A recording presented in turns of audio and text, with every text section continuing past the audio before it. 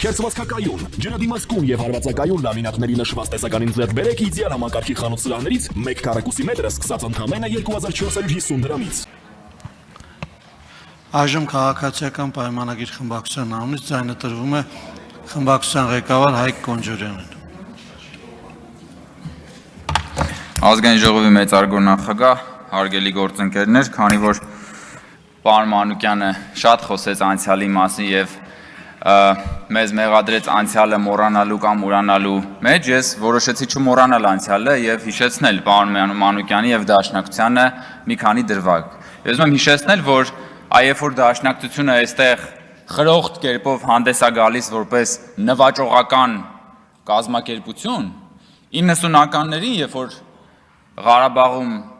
հայկական կողմը տարածքային ձեռքբերումներ էր գրանցում, այդ նույն Դաշնակցությունը Երևանի փողոցներում միտինգներ էր անում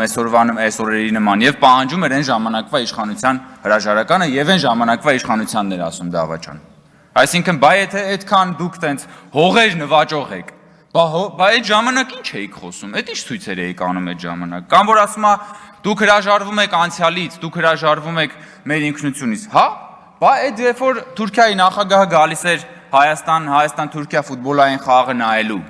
այդ ցեղասպանությունը ուրացողներ, խեիք ծիծեռնակաբերդի լույսերը անջատում։ Այ Արարատը ուրացողներ, ինչի եք հավաքականի մարզաշապիկից Արարատի պատկերը հանում։ Բայց սա դուք եք արել ձեր իշխանության ժամանակ, բա ուրացել եք, խեք ուրացել, հա։ Բա խեք ուրացել է, ձեզ թվում է մարդիկ մոռացել են։ Բախի եք դուք անցյալից հրաժարվում։ Ձեզ թվում է, որ այստեղ մարդիկ են նստած, ովքեր որ քաղաքական հիշողություն չունեն, չեն գալու ձեր երեսին ճպացնեն ձեր ապրած կյանքը։ Այդ ինչ անցյալից են, ուրացումից են խոսում, բա որ այսքան ասում ենք առաջին հանրապետություն, հանկարծ մեկին չթվա թե մենք Սիմոն Վրացյանին, Քաջազնունին, Խատիսյանին թիրախավորում ենք, ոչ։ Մենք ասում ենք այդ մարդիկ ժամանակի համար պրագմատիկ որոշումներ են կայացրել։ Բա խի եք ուրանում Սիմոն Վրացյանին, խի եք ուրանում Դաշնակցությանը, Քաջազնունուն, խի եք ուրանում Խատիսյանին։ Բա այդ մարդիկ գնացել են կնքել են պայմանագիր Թուրքիայի հետ, որը կոչվել է բարեկամության եւ խաղաղության բարեկամության։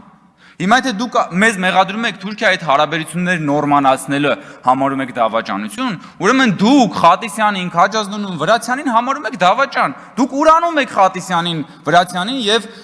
մյուսներին, հետեւաբար դուք չեք իրական դուք ուրացել եք Դաշնակցությունը։ Դուք ուրացել եք Դաշնակցության արմատները։ Այստեղ նստածները դուք ընդամենը բռնազավթել եք Դաշնակցության բրենդը եւ եկել այստեղ նստել եք ու բան Դաշնակցությունից եք խոսում, բայց Դաշնակցության ժառանգությունը հենց Վրացյանն է, Քաջազնունինն է, Խատիսյանն է, մյուսներն է, դուք ի՞նչ կապ ունեք Դաշնակցության հետ։ Դուք մերկանցիլ քաղաքական խմբակ եք, որոնք որ ամենատարբեր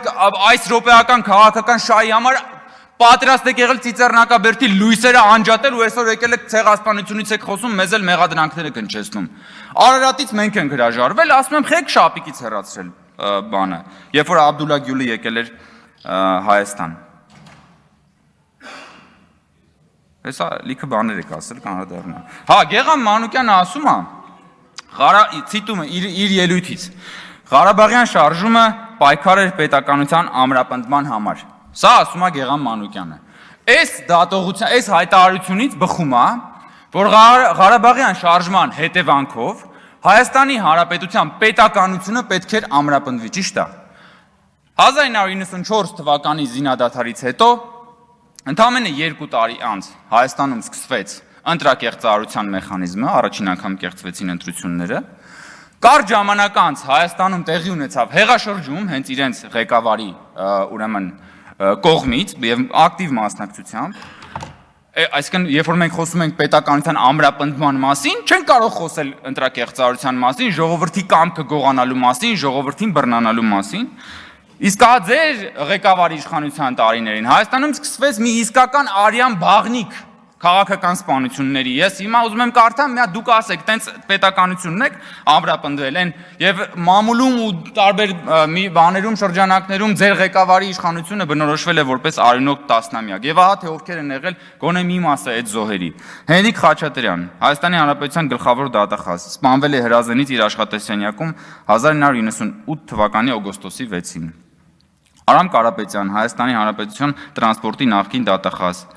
սպանվել է կրկին ձեր ղեկավարի իշխանության տարիներին։ Վարամ Խորխորունի ՀՀ պաշտպանության փոխնախարար Գնդապետ սպանվել է 1998 թվականի դեկտեմբերի 10-ին իր բնակարանի շքամուտքում հրազենից, սպանությունը բացահայտված չի։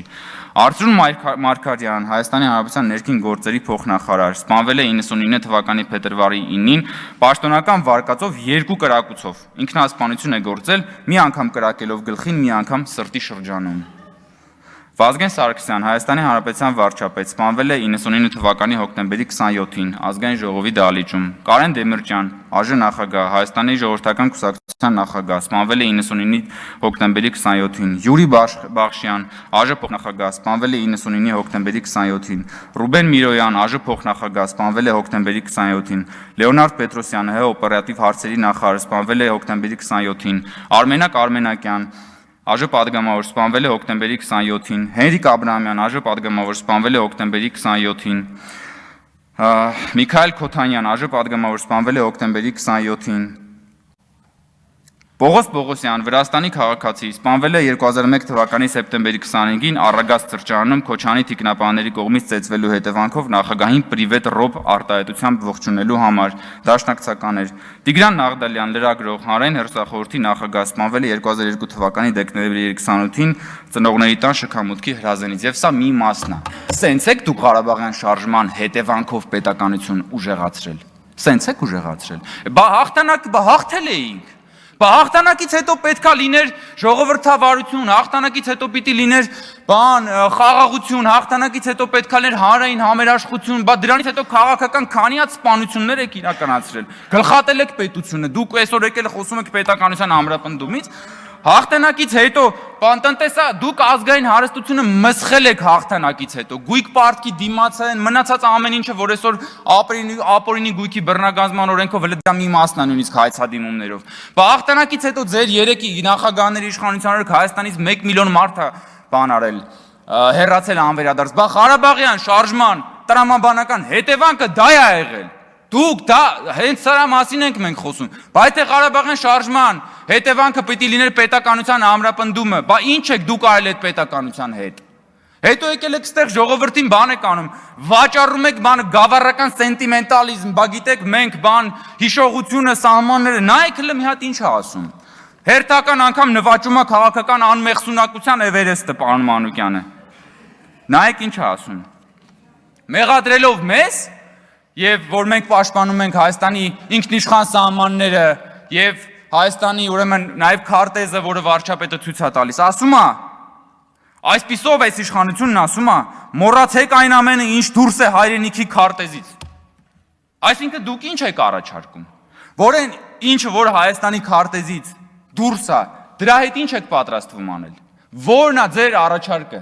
Հերիքա ճամարտակ եք ժողովրդ տեսքում, եկեք Հայաստանի Հանրապետության քաղաքացիներին ասեք, դուք ինչ եք ուզում անեք։ Պատրաստվում եք հարձակվել Հայաստանից այս քարտեզից դուրս որևէ կողմի վրա, պատրաստվում եք դա անել։ Եթե պատրաստվում եք դա անել, ում հաշվին եք դուք դա անում։ Ում հաշվին եք դուք պատրաստվում անել դա։ Հայտնի մի անգամ այն հռոմեական հայտնի ավանդույթը այստեղ պատմել են, որ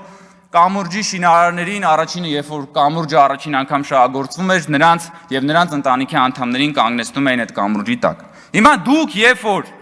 ասում եք ըստ էության, որ պատերազմ եք նախաձեռնել, դուք կանգնելու եք այդ կամուրջի տակ, դուք ինքներդ ձեր մաշկը դնելու եք այդ կամուրջի տակ, կամուրջը այստեղ ճակերտավորի թե չէ։ Մնացածը ժողովուրդ ուղղակի ցնդաբանություն է, ինչեր եք խոսում, ինչ հեքիաթի մեջ եք ապրում դուք։ Ձեզ թվում է դուք եք վիրավորում մարդկանց բանականությունը։ Ձեզանից ինչ հարենասեր։ Դուք վաճառել եք, դուք ես էլի այն անգամ ասեցի, դուք Արարատը մոնետիզացրել եք։ Հետո այդ նույն Արարատը, երբ որ Թուրքիայի նախագահը եկել է, հանել եք Հայաստանի հավաքականի շապիկից, գոնե մի եկեք այստեղ բան ձևացեք։ Կույս ձևացեք։ Ինչ վերաբերվում է մեր քննարկվող հարցին։ Այստեղ արձանագրվեց, ես ուզում եմ եւս մեկ անգամ արձանագրել։ Հայաստանում երբեք անկախացումից սկսած, երբեք մամուլը այնքան ազատ չի եղել, որքան այսօր։ Դա ուղղակի դա աքսիոմատիկ ճշմարտություն է։ Հայաստանում չի եղել նման բան, որ ընդդիմությունը տիրապետի լրատվական դաշտի 90%-ին, իշխանությունը 10%-ին։ Հայաստանում երբեք չի եղել, որ իշխանությունը, որ ընդդիմությունը տիրապետի 10 պատիկ անգամ ավելի շատ ֆինանսական ռեսուրսի, քան իշխանությունը։ Եվ ի վերջո ես նորից ուզում եմ այդ հարցը տալ, պարոն Մանուկյանը գնաց։ Ուր է Սրբազանի հարցազրույցը։ Դուք խոսում եք այստեղ մամուլի ազատությունից, ասում եք, որ մենք ճնշում ենք եւ այլ, բայց ձեր Սրբազանը, որի հետևից դուք գնում էիք, որը Էմյու Սրբազանի հետ ձեր քաղաքական հոգեհանգիստներ կազմակերպում, դուք էլ հորժարաբար մասնակցում էիք դրան։ Հետո գնում է ձեր հերոստատեսությունում հարցազրույց է տալի, ձեր շեֆին մի երկու թթու բան է ասում, այդ մարդու հարցազրույցը բան է կանում։ Չնայած նայել մի եսիմիշ չի Ստալինա սիրտ ուզում, դուք երևի իր սրտի հենց ուզած լրատվամիջոցներ կետ չի արծե, բայց դուք փաստացի ինքներդ խտրականության եք դիմում բանի նկատմամբ։ Եվ մի հատ ուրիշ ներողություն հիմա ավարտում, մի հատ ուրիշ պարադոքս կա, սիրելի գործընկերներ։ Ուրեմն այս ընդդիմությունը, խորհրդարանական ընդդիմությունը մեղադրում է իշխանությանը, որ իշխանությունը իրենց հետապնդում է, լցնում է բանտերը եւ չի թողում, որպեսզի իրենք քաղաքական գործունեությամբ զբաղվեն, եւ կան այլ ընդդիմադիր գործընկերներ, ովքեր մեղադրում են իշխանությանը, որ իշխանությունը իրենց չի լցնում բանտերը, չի բռնում, չի հետապնդում, որպեսզի իրենք քաղաքականությամբ զբաղվեն։ Եվ քանի որ այս երկու մեղադրանքն էլ կա, ես գալիս եմ այն համոզման, որ իշխանությունը ամեն ինչ անում է շատ ճիշտ, եւ իշխանությունը հիմնվում է սկզբունքների վրա։ Եվ սա է իրականությունը։ Եվ նորից եմ ասում, Հայաստանի Հանրապետությունում երբեք մամուլն այսքան ազատ չի եղել, Հայաստանի Հանրապետությունը երբեք այսքան ժողովրդավար չի եղել, Հայաստանի Հանրապետությունը երբեք այսքան մեծ շանս չի ունեցել սեփական ինքնիշխանության պաշտպանության համար, ահա թե ինչու աղմկում է խորհրդարանական ընդդիմությունը։ Շնորհակալություն պարոն Կոնջյան, Տիկին Վարդան, ես անկեղծ չեմ հասկանում, ոնց կարելի է, որ մարդը ամբիոնից զոհված մարդկանց անուններ է տալիս, ասենց ժպիտը դեմքին նստել եւ վայելել, որ այսօրը Վազգեն Սարգսյանն է սպանվել, Խորխորունին է սպանվել, անենց եք ժպտում, ես ասենք զարմացած եմ, էլի, ասենք այդ ծիծաղն ու ժպիտը զոհերի անունները տալու հետ կապված, ամոթ է, էլի, ամոթ է, էլի, ամեն ինչ իր չափ ու ցինիզմն էլ իր չափ ու սահման ունի։